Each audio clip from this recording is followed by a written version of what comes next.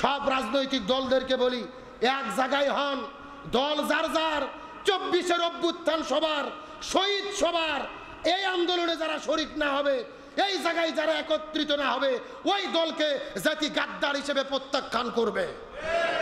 আমরা পরিষ্কার করে বলি, কি সংস্কার করবেন, কি নির্বাচন করবেন আপনাদের ব্যাপার। গণহত্যা যারা করেছে এদের বিচার করে এই বাংলার জমিন থেকে এদেরকে নিষিদ্ধ করতে হবে। আমরা জিজ্ঞেস করতে চাই, নির্বাহী আদেশে যদি জামাত ইসলাম নিষিদ্ধ হয়, তাহলে নির্বাহী আদেশে কেন আওয়ামী লীগ নিষিদ্ধ হবে না?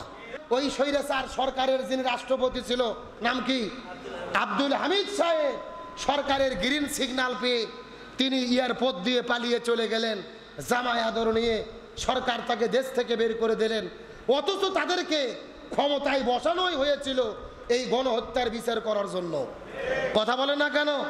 আজকে মনের মধ্যে কষ্ট লাগে। একটা জুতো চোর, ছাগল চোর, ভেড়া চোরের বিরুদ্ধে মামলা হলে হজ উমরা করতে যাইতে পারে না, এয়ারপোর্ট আটকে দেয়। অথচ হত্যার আসামি, গত 16 বছরের স্বৈরাচারের সমর্থনকারী রাষ্ট্রপতি, যিনি এত জুলুম অন্যায় অত্যাচার করলো, ওই গণহত্যার যিনি মূল নায়ক ছিলেন, গণহত্যার আসামি হয়ে এয়ারপোর্ট পার হয়ে জামায় আদরে কেমনে দেশ ছাড়া হলো, এটা জাতি জানতে চায়।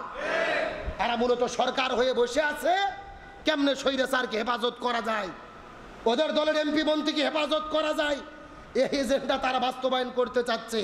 এখন চিৎকার করে বলেন, এই এজেন্ডাকে বাস্তবায়ন হতে দেওয়া যায়? পরিষ্কার করে আমরা বলতে চাই, সরকার বসেছে গণহত্যার, আমাদের ভাইদের রক্তের উপরে দাঁড়িয়ে শুধু বিদেশ ভ্রমণ করার জন্য নয়, শুধু ঋণ শোধ করার জন্য নয়, তাদের মূল দায়িত্ব হলো গণহত্যার বিচার করা। এটা যদি করতে না পারে, ডক্টর ইউনূস সরকার গাদ্দারের খাতায় নাম লেখা থাকবে। এদের মূল দায়িত্ব কি খালি দেশত ধরা না বিচার করা? আমরা সেলুট জানাই সময়ের সাহসী বীর হাসনাত আব্দুল্লাহকে। তিনি সময়ের সাহসী বীর, সবসময় তিনি অন্যায়ের বিরুদ্ধে দাঁড়িয়ে গেছে, জীবনের কোনো পরোয়া করে না। গতকাল রাতের বেলা থেকে ডক্টর ইউনূসের বাড়ির সামনে হাজারো ছাত্র জনতা নিয়ে দাঁড়িয়ে গেছেন। দাবি একটাই, দলমত রাজনীতি বুঝি না। আবু সাইদ ভাই জীবন দিয়েছেন, মুগ্ধ জীবন দিয়েছে, ওয়াসিম জীবন দিয়েছে, এই শহীদদের বিচার আমরা চাই কি চাই না? হাজারো ছাত্র জনতা দাঁড়িয়ে গেছেন। আজকে জুমার নামাজ পরে বিশাল সমাবেশ হবে। সব রাজনৈতিক দলদেরকে বলি, এক জায়গায় হন, দল যার যার, 24-এর অভ্যুত্থান সবার, শহীদ সবার, এই আন্দোলনে যারা শরিক না হবে, এই জায়গায় যারা একত্রিত না হবে, ওই দলকে জাতি গাদ্দার হিসেবে প্রত্যাখ্যান করবে। তার কারণ দলের এজেন্ডা দলের কাছে আছে। শহীদদের সঙ্গে আমরা গাদ্দারি করতে পারি না। কত শহীদের রক্ত, হাজার হাজার আহত ভাইরা হসপিটালে কাতরাচ্ছে। আবু সাইদের বাবা মায়ের কান্না, মুগ্ধর বাবা মার কান্না, অসীমের বাবা মার কান্না, এই যে 1800 ছাত্র জনতা জীবন দিল, এদের বিচার হওয়ার দরকার আছে না নাই?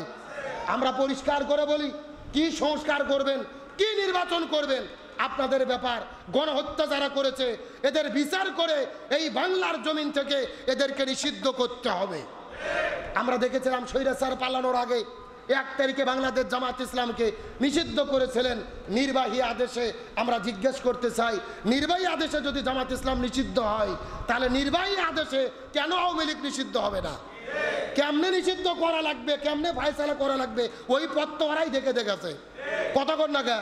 আর আল্লাহর কোরআন বলে, ওয়ামাকারু ওয়ামাকার আল্লাহ আল্লাহু খায়রুল মাকিরিন। তারাও ষড়যন্ত্র করে, আল্লাহ কৌশল অবলম্বন করে। কার কৌশল বিজয়ী হয়? আর একটা কথা আছে, অন্যের জন্য গর্ত খুললে ওই গর্তে নিজেকেই পড়তে হয়। সুতরাং লক্ষ কোটি জনতা, জুলাইয়ের অভ্যুত্থান কোনো দলের নয়, কেউ মাস্টার মাইন্ড না। তাম বাংলাদেশের মানুষ রাজপথে নেমেছে, সবাই জুলাইয়ের অভ্যুত্থান করেছে। সুতরাং শহীদদের বিচার, গণহত্যার বিচার আর খুনিদের নিষিদ্ধ না হওয়া পর্যন্ত আমাদের একতাবদ্ধ থাকার দরকার আছে না নাই? যারা একতা থাকবে না, মনে করতে হবে আর ভারতের দালাল, এরা হলো গাদ্দার, জাতির সঙ্গে প্রতারণা করতেছে, এদের ব্যাপারেও জাতিকে সিদ্ধান্ত গ্রহণ করতে হবে। তাহলে আমি বলতেছিলাম, রবের সর্বমোট অর্থ কয়টা? 5টা। 1 নম্বর সৃষ্টিকর্তা, 2 নম্বর পালনকর্তা, 3 নম্বর রিজিক দাতা, 4 নম্বর আইন দাতা। তাহলে চিৎকার করে বলেন, এই জমিনে আইন চলবে কার? আরো জোরে বলেন। আর আল্লাহর জমিন, আল্লাহর আইন কায়েম হওয়া ছাড়া শান্তি আসতে পারে? স্বাধীনতার 54 বছর পার হয়ে গেছে, এক দল এসেছে আর এক দল চলে গেছে। ডক্টর ইউনূসও এসেছে, 100% শান্তি কি আছে? আগের চাইতে কিছুটা ভালো, 100% শান্তি নাই, সাদাও বন্ধ নাই, রাজধানী বন্ধ নাই, ধর্ষণও বন্ধ নাই, সব চলতেছে 140 স্পিডে।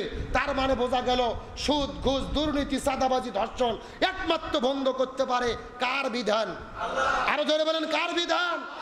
এই জন্য আল্লাহর কোরআন বলতেছে রবের 4 নম্বর অর্থ হলো রব অর্থ আইনদাতা, রব অর্থ বিধানদাতা। তাহলে বাংলাদেশে যদি শান্তি কায়েম করতে চাই কার আইন লাগবে? আর একটু জোরে বলেন না। আল্লাহর আইন ছাড়া এই জমিনে শান্তি আসবে না।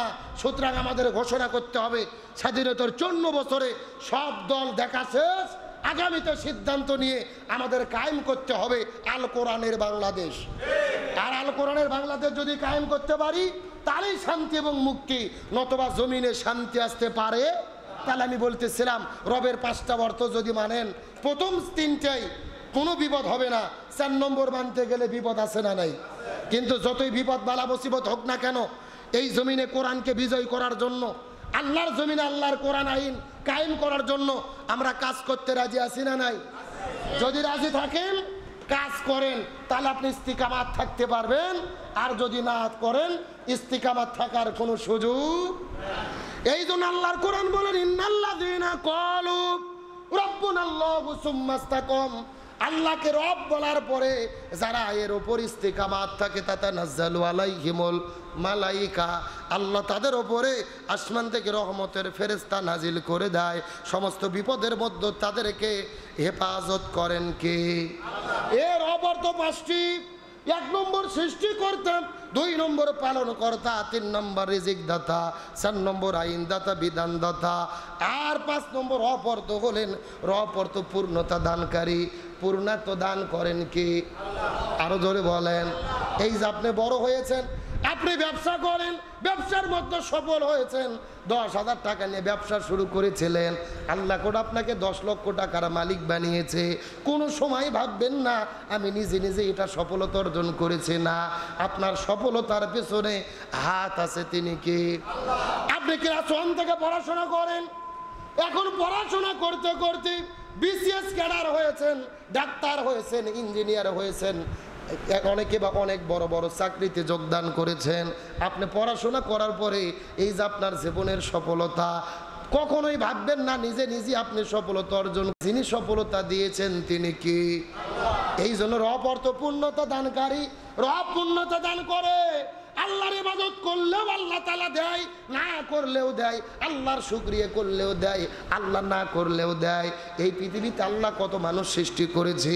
এই বাংলাদেশের ভেতরে মুসলমান আছে, হিন্দু আছে, বৌদ্ধ আছে, খ্রিস্টান আছে। আমরা নামাজ পড়ি, কিন্তু হিন্দুরা নামাজ পড়ে।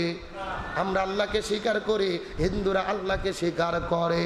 কিন্তু আপনাদের সাজাপুর এলাকায় আপনাদের জমির ভেতরে একই জায়গার মধ্যে 2 জনের জমি, ডান পাশে হিন্দুর জমি, বাম পাশে আপনার জমি। এই যে প্রচন্ড রোদের পরে আপনি জমির মধ্যে ফসল উৎপাদন করবেন, জমির মধ্যে আপনার পানির দরকার, আল্লাহর কাছে চান পানি চাওয়ার জন্য, আল্লাহর কাছে প্রার্থনা করেন। এই যে 6 মাস পরে, 3 মাসের প্রচন্ড তৃষ্ণার পরে আসমানের মধ্য থেকে আল্লাহ যখন পানি বর্ষণ করে, আপনার জমি আর হিন্দুর জমি পাশাপাশি, ওই হিন্দুর জমির চাইতে আপনার জমিতে 2 ফোঁটা পানি বেশি পড়ে। আর কি বেশি পড়ে? কম পড়ে না সমান সমান?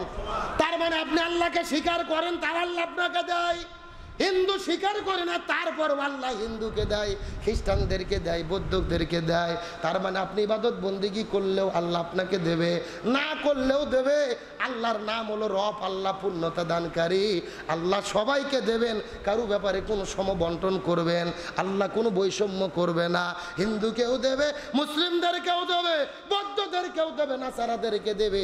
কিন্তু আল্লাহর শুকরিয়া পাওয়ার পরে, আল্লাহর নিয়ামত পাওয়ার পরে যারা শুকরিয়া আদায় করে, আল্লাহ বলেন আমি তাদের নিয়ামতকে আরো বেশি বেশি বেশি বেশি বেশি বেশি করে বাড়ায়া দিই।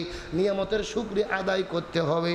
আল্লাহ হলো পূর্ণতা দানকারী, শুধু ইমানদারদেরকে পূর্ণতা দেবে না, বরং তামাম পৃথিবীতে যারা পাওয়ার জন্য চেষ্টা করবে, ওই চেষ্টার সফলতা দান করবেন কি?